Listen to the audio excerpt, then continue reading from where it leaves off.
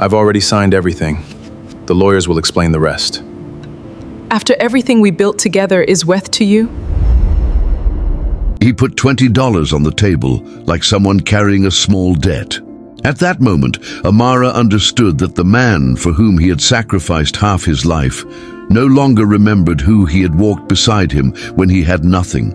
Before we continue, subscribe to the Camino da Virada channel and tell us a word in the comments that represents what you would do in this situation. Late afternoon light flashed through the office windows and fell on the divorce documents. Amara Nwosu, aged 42, lingered before the dark wooden table. The black curls, trapped in a simple way, showed a tired but firm face. On the other side was Daniel Okafor, 45 years old, tall, broad shoulders, short hair, and a neat beard. The navy shirt contrasted with the of his hands. He had built a network of companies and appeared in magazines. Even so, he avoided the eyes of the woman who knew his every weakness. Daniel pushed a white envelope all the way to the center of the table. Lawyers will explain the rest. You can keep your mother's old house in the Akwete Valley. There's enough money there for the trip. Amara didn't touch the envelope. Enough money? 20. It's just for you to get there and start over. For a few seconds, she only heard the clock on the wall. She didn't cry. She didn't ask about the fortune she had helped build.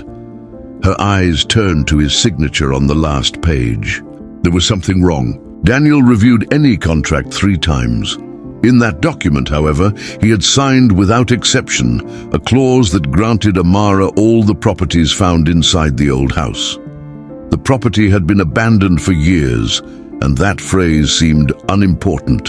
For Amara, it meant a memory. In the last week of his life, his mother had given him a small bronze key and asked him never to show it to Daniel. Amara had obeyed without understanding. He had kept the key in the lining of an old bag, and after the funeral, he had never returned home. Daniel closed the briefcase and got up. A driver will take your bags tomorrow morning. What's the hurry? He finally faced her. For a moment, coldness gave way to something more unsettling, fear. Because this part of our life is over. Daniel left before she replied. The door closed, but Amara noticed that he had left his phone on the table. The screen lit up with a new message. Did she sign? We need to get into the house before you find the compartment. Amara did not recognize the number. Without touching the device, he opened the bag, tore the lining, and dropped the small bronze key on the palm of his hand. At that moment, she understood that Daniel was not giving her an old house. She was trying to get to what had been hidden inside her before Amara discovered the truth. The road to the Valley of Akwete seemed shorter than Amara remembered. Through the car window, she recognized dry fields, zinc roofs, and the bend where her mother used to sell herbs. Still, everything looked out of place, as if someone was trying to rebuild that life. The driver left his bags in front of the rusty gate and drove off. The house was low, surrounded by old hoses, with walls marked by rain. The main door lock had new scratches. Amara did not enter. He walked around the land and found footprints in the mud by the back window. There were tire tracks near the pit and a piece of duct tape in the frame, as if someone had forced the glass. She photographed everything. Inside the house, the smell of damp wood mingled with that of dry leaves. The room remained almost the same as it was in its childhood. 2 thatched chairs, a narrow closet, and Mother's sewing machine covered by a sheet. On the wall, only an old portrait was missing. The bronze key did not work in the bedroom door, closet, or small chest at the foot of the bed. For an hour, Amara tested each lock. Nothing. In the evening, someone knocked 3 times on the gate. It was Samuel Ease, his mother's former neighbor.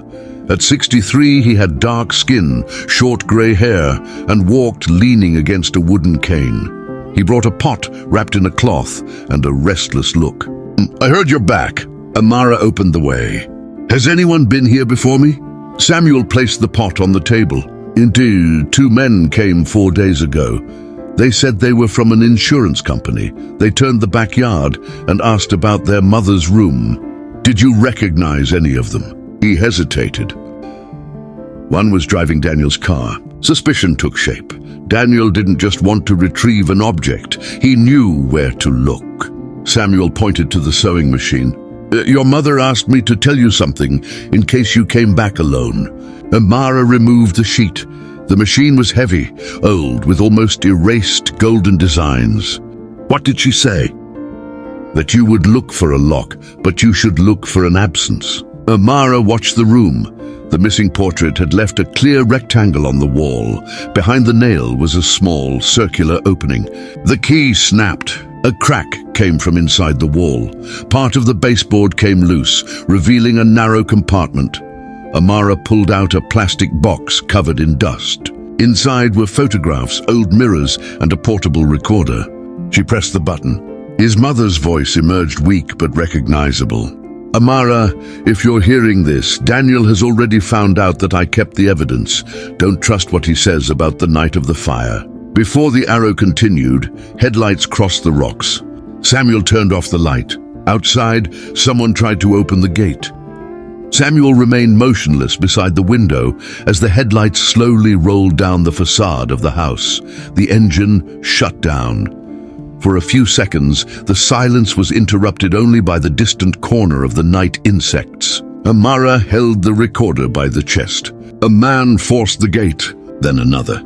Through the cracks in the rock, she distinguished two silhouettes using powerful flashlights. They were not the same. They walked directly towards their mother's room, as if they already knew the floor plan of the house. Samuel whispered. They came back to finish the job. Without wasting time, Amara placed the liquid box inside an empty bag of flour found in the kitchen. She hid the recorder under her own clothes and gave the photographs to the old neighbor. If something happens to me, take it to the Enugu press. He sat without arguing. The main door handle began to rotate slowly. A violent kick made the wood shake. Another blow ripped off part of the lock. Samuel pointed to a small back door leading to the old tool depot. The two crossed the corridor in absolute silence. Behind them, the main door finally gave way. The invaders entered without saying a word. Through the cracks in the warehouse, Amara watched them cutting every corner of the room. One of them opened lockers.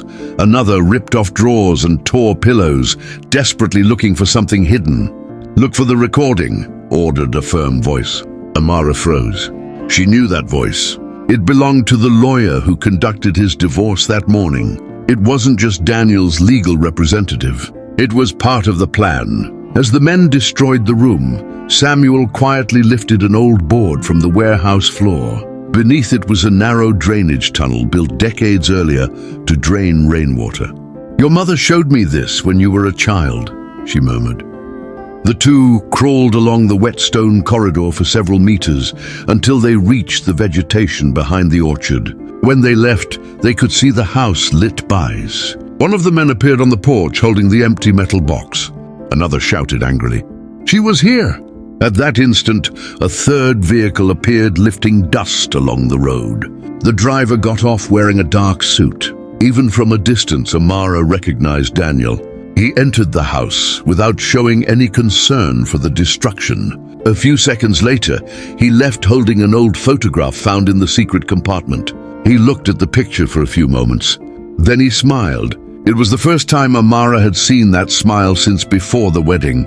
And he realized that Daniel wasn't looking for money. I was looking for someone who appeared in that photograph. Amara waited until vehicles left the property before returning inside the house. Samuel walked a few steps back, attentive to any noise coming from the road. The air carried the smell of broken wood and earth wetted by the humidity of the dawn. The room was completely destroyed. Cabinets had been ripped off the walls. Her mother's sewing machine remained tumbled. Photographs that did not interest the invaders were scattered among glass. Amara approached the compartment. The metal box remained open, exactly where Daniel had dropped it after removing the photograph. She shone deep. He found only what he wanted him to find. Samuel Franzu ahead. How can you be sure? Amara turned the lid of the box. At the bottom was hand-sewn fabric. Carefully undo some stitches using a small knife. Between the two metal plates came an envelope. This time there were no photographs. There was a notebook written by the mother herself for several years.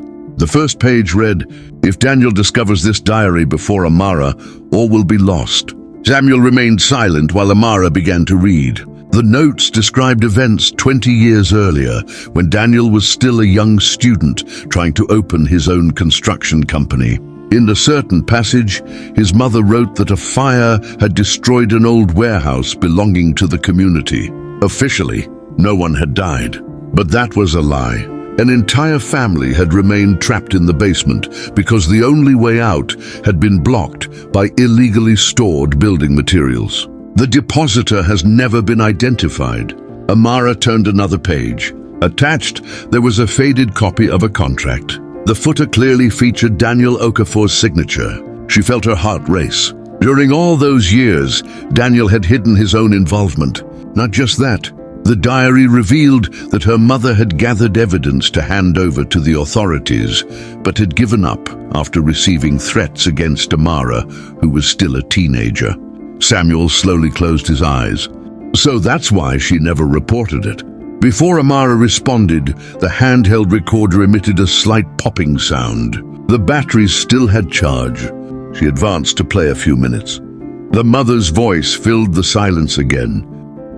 Bitter. There is a person who survived the fire. She saw Daniel that night. I never told her name because I needed to protect her. If you're hearing this recording, look for Grace Adeyemi. She is the only living witness. Amara repeated the name in a low voice. Grace Adeyemi. I had never heard him before. Samuel, however, turned pale. He held Amara's arm tightly. If Grace is still alive, Daniel will do anything to find her first. At that moment, Amara's cell phone vibrated. It was a message from an unknown number. There was a sentence. Stop looking for Grace Adeyemi or you will be next. Amara Nwosu did not respond to the anonymous message. She turned off the phone, removed the memory card, and handed it to Samuel.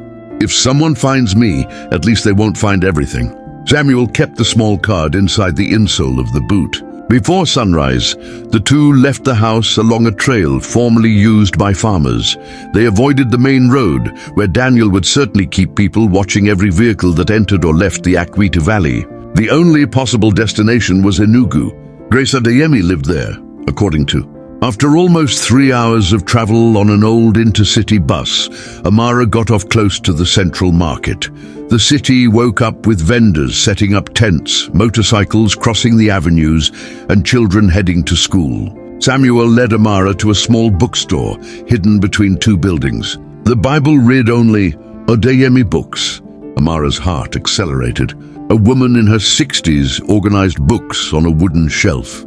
She had grey hair, stuck in a simple coke, and wore fine frame glasses. When he heard the last name uttered by Amara, his hands immediately stopped. Who told where I was? Amara placed the recorder over the counter. My mother, Amina Nwosu. The woman's eyes filled with tears. She promised that she would never reveal my whereabouts. Amara explained everything quickly. The divorce, the diary, the invasion of the house, and the threat received that morning. Grace Adeyemi remained in. Then he closed the bookstore door and turned the sign to closed. Without saying a word, he led Amara and Samuel to a back warehouse. There were dozens of old boxes there. From one of them, Grace removed an envelope protected by clear plastic. Inside were photographs never revealed. The first showed the old community warehouse just hours before the fire. In the second, Daniel Okafor argued with 3 men alongside trucks loaded with construction materials. In the third, something even more serious appeared. Daniel handed a folder full of money to the then head of city supervision a few hours after the tragedy. Grace deeply agreed. I took these pictures hidden. I was working for a local newspaper at that time. Before we published the report, our editor disappeared. Amara realized that this was the first test really capable of destroying Daniel. But Grace wasn't done yet. She opened another folder, removed a USB stick. There are better pictures. Amara looked in surprise. Like this? A cameraman recorded the whole meeting that day. Before he died, he handed the video to me. Samuel smiled for the first time since it all started. However, The smile disappeared when the window of the bookstore window exploded with a gunshot. Everyone threw themselves on the ground. Outside, tires rang on the asphalt. Grace looked out the broken window and turned pale. "Daniel found you." The bang of the gunshot still echoed as Amara Nwosu pulled Grace behind a shelf. Samuel, still leaning on his old cane, pushed a heavy shelf against the main door, gaining just a few seconds. Outside, voices were shouting orders. Daniel's men did not intend to leave there empty-handed. Grace was breathing with difficulty. They came through the USB stick. Amara spoke. "No, they came to eliminate any witnesses." Another shot went through the remaining window. Books fell to the ground as pieces of wood flew through the warehouse. Samuel pointed to a small staircase hidden behind the boxes. "The building has an exit through this." Without wasting time, the three climbed up. Upon reaching the roof, they found a sequence of old buildings separated by corridors. Behind them, the warehouse door finally gave way. The pursuers were already inside the bookstore. Amara held Grace's hand. "Keep running, don't look back." For several minutes they crossed roofs, external stairs and alleys, until they reached a busy street where dozens of people walked to work. Mixed in with the crowd, they managed to disappear. Only then did Samuel remove the small memory card hidden in the sole of the boot. Smiled. The USB stick was just a... Grace looked in surprise. "You traded?" Samuel confirmed. "Before we leave the warehouse." Amara immediately understood. The USB stick taken by Daniel's men contained only empty files. The real tomb remained protected on the memory card. For the first time since the start of that battle, they had the upper hand. Hours later, taking refuge in a small hotel far from downtown, Grace plugged the card into an old notebook. The video started. The images showed a meeting held 20 years earlier. Daniel appeared arguing with nurses and a public prosecutor. On the table were plants from the old community warehouse. One of the participants warned that the building still housed families. Daniel coldly replied, "The delay costs millions. Tomorrow no one will enter that place." The police continued to show illegal payments, signed documents and orders to change the official report after the fire. Took care of the room. Samuel slowly closed the notebook. That's enough to put him behind bars. Grace, however, pulled another envelope from the bag. There is still one last piece. Inside was an elegant golden invitation. Amara read aloud, "Okafor Group Forum Gala, celebration of Africa's largest investors." The event would take place in 2 days. Daniel would give the opening speech to international businessmen, politicians, bankers, and investors. Grace faced Amara. "If we want everyone to know the truth at the same time, it will be that night." Amara held the invitation for a few seconds. Then he smiled for the first time since signing the divorce. Daniel forgot his own fall, and you can't even imagine. Amara Nwosu spent the entire night studying every detail of the Okafor Group's annual gala invitation. The event would bring together the country's top businessmen, investors, bankers, and officials at one of Lagos's most luxurious hotels. It was exactly the kind of occasion Daniel Okafor used to strengthen his image as a respected man. Grace Adeyemi closed the notebook. "The video is secure. Now we need to make sure no one can stop the transmission." Samuel Ease opened a small leather briefcase. Inside were old press credentials. Grace smiled. "I never imagined that one day they would be useful again." The next morning, the three arrived in Lagos separately, avoiding attention. Amara stayed at a simple hotel a few blocks from the party venue. Samuel was responsible for keeping a copy of the evidence safe, while Grace found a former television who had agreed to help them without asking questions. In the late afternoon, the Great Hall began to receive guests dressed in tuxedos and haute dresses. Giant chandeliers illuminated the surroundings, while cameras recorded the arrival of internationally known executives. Daniel walked among the guests, handing out smiles and handshakes. None of them imagined the secret he had been hiding for 2 decades. Shortly thereafter, Amara entered the hall wearing an elegant black dress. She kept a firm posture and a relaxed look. Some British recognized her as Daniel's ex-wife and exchanged curious looks. Daniel saw her too. For a moment, his smile was gone. He walked to her. "I thought you got the message."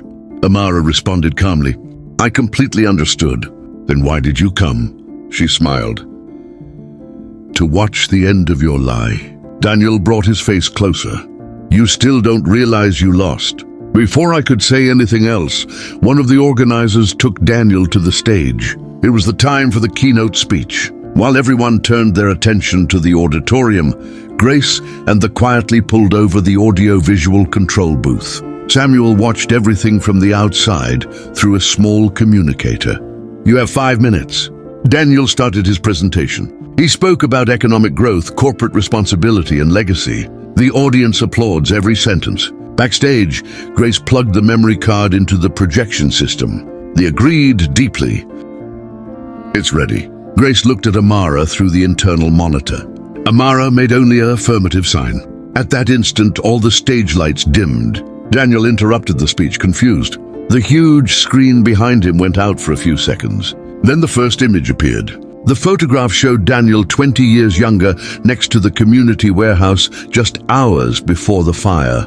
The entire hall was absolutely fascinating. Daniel slowly turned back. His face has completely lost color. The doctor took over the hall the instant the first photograph appeared on the huge screen. Daniel Okafor remained motionless. In the image, he appeared in front of the old community warehouse a few hours before the fire. Next to him were 2 criminals and a public prosecutor, all identified by the date recorded in the photograph. Guests began to murmur. An investor lifted off the table to take a closer look. Another took his cell phone and started recording. Daniel regained his voice. "That's a montage." Before I could say anything else, another photograph occupied the screen. This time, it showed Daniel handing over a folder full of money to the same inspector just 2 days after the tragedy. The murmur turned to astonishment. Several guests looked at each other. Some immediately recognized the man who had been presented for years as an example of integrity. Daniel looked desperately at the "Turn that off now!" But nobody answered. In the cabin, Grace Adeyemi kept the system locked while the former smilingly. Samuel Easy accompanied everything by a small monitor installed in a van parked near the hotel. He shone deep. "Now!" Grace pressed a single key. The screen darkened for a brief second. Soon after the video started, the old images appeared before hundreds of businessmen, bankers, investors, and authorities. Daniel appeared sitting at a meeting table, discussing the fate of the community deposit. One of the participants warned, "There are still families living there." Daniel responded without any emotion. "Tomorrow the building will be empty one way or another." The entire hall froze. Seconds later, another recording showed Daniel signing forged documents to change the official fire report. Then came illegal payments, secret meetings, and orders to destroy evidence. Nobody said a word. The only sound was that of the audience itself, echoing through the auditorium. A businesswoman slowly got up from the chair. Another investor closed the briefcase he was carrying. Several guests began to leave their tables, refusing any connection with Daniel. The television cameras broadcast everything live. Millions of people followed that man's downfall in real time. Daniel felt the phone vibrate. It was an urgent message from the CFO. "Us have suspended our lines of credit." Another message arrived immediately. Okafor Group shares are plummeting. Then a third. Major investors have just cancelled all contracts. Daniel's face turned completely pale. For the first time in many years, he realized that there was not enough money to buy the corpse of those who had just witnessed the truth. As the video ended under the disbelieving gaze of the business elite, Amara Nwosu remained standing in the center of the hall. She didn't smile, just stared at Daniel. Then he said in a firm voice that used to be heard by all, "Today you lost much more than your fortune, lost the lie that sustained his whole life." Daniel took a step back. He looked at the emergency exit. He no longer thought about defending himself. "I just thought about running away." Daniel Okafor slowly backed away as the last few seconds of the video disappeared from the screen. The hall remained utterly accessible. No applause, no word, just hundreds of stares at the man who, a few minutes earlier, was considered one of the most influential businessmen on the continent. Daniel tried to regain control. All this has been manipulated. It's a setup. His voice no longer had the same firmness. One of the investors got up from the table. Then explain why you show up signing those documents. Another studently took the sponsor badge out of his pocket and left it on the table. Soon after, others did the same. Within moments, Daniel realized that he was completely alone. Not even his former partners dared to look in his direction. Notifications on his cell phone kept coming. Extraordinary council convened. Company accounts preventively blocked. Shares demand their immediate resignation. Daniel closed the device tightly. His empire was linked before his own eyes. Without saying another word, he turned and walked quickly towards the back aisle. Amara Nwosu watched every step. She didn't try to stop him. I knew exactly where he was going. Daniel pushed the heavy emergency door and agreed, relieved for a brief moment. But the feeling lasted only a second. Outside, dozens of vehicles surrounded the entire area. Blue and red lights illuminated the hotel entrance. Police officers, investigators, and prosecutors were waiting in detention. The inspector in charge has taken a step forward. Daniel Okafor. He froze. You are under arrest for the crimes of fraud, corruption, destruction of evidence, bribery, criminal association, and participation in the fire that caused the death of several people. Daniel took 2 steps back. He looked around, looking for a way out. There wasn't. Agents were already surrounding the entire area. Instinctively, he tried to run down the side aisle. He couldn't even take 3 steps. 2 policemen caught up with him immediately. The handcuffs closed on his wrists. At that very moment, photographers and journalists walked through the hotel's main entrance. The flashes illuminated Daniel's face non-stop. Guests also began to leave the lounge.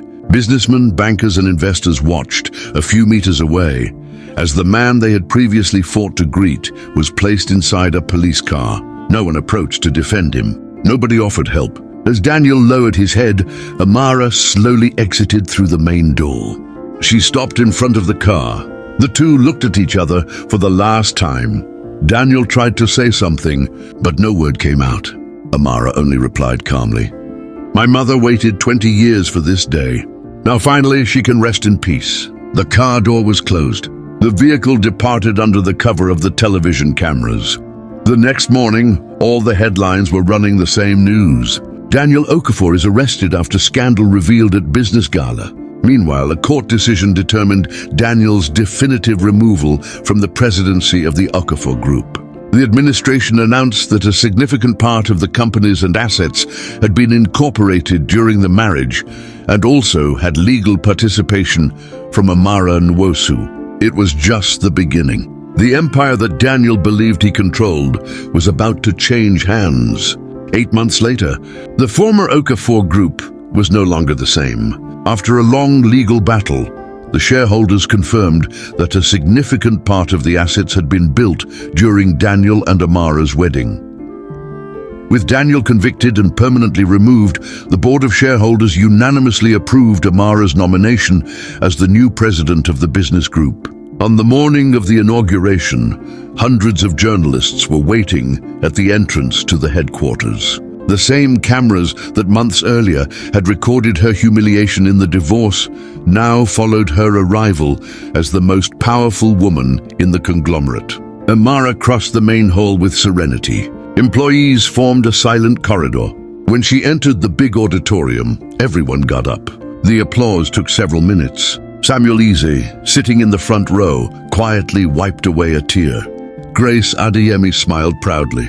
She knew that victory also belonged to Amara's mother. In his first speech as president, Amara did not talk about wealth. He also didn't talk about revenge. He looked at all the contributors and declared, "Companies are not measured by the size of their profits, but by the lives they choose to protect." The auditorium applauded again. That same week, Amara announced a permanent fund to compensate the families of fire victims, funded scholarships for the children of survivors, and began building a memorial on the land where the tragedy had struck. The empire that once served to hide crimes was now beginning to repair lives. Days later, Amara made her last visit. He walked slowly to the small cemetery where his mother rested. He was holding the ancient bronze key that had completely changed his destiny. He knelt before the tombstone. For a few moments he remained silent, then gently placed the key on the stone. "Mother, you won." The wind gently through the trees. Amara closed her eyes and smiled.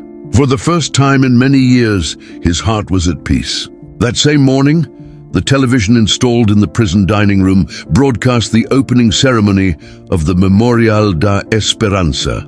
Daniel watched everything sitting in silence. Wearing the prison uniform, he saw Amara cut the opening ribbon, surrounded by the families who had finally found justice. He also watched as the bronze plaque was unveiled. It said, "The truth may be hidden for years, but it always finds someone brave enough to reveal it." Daniel slowly lowered his head. There were no more lawyers. There were no more security guards. There was no more power.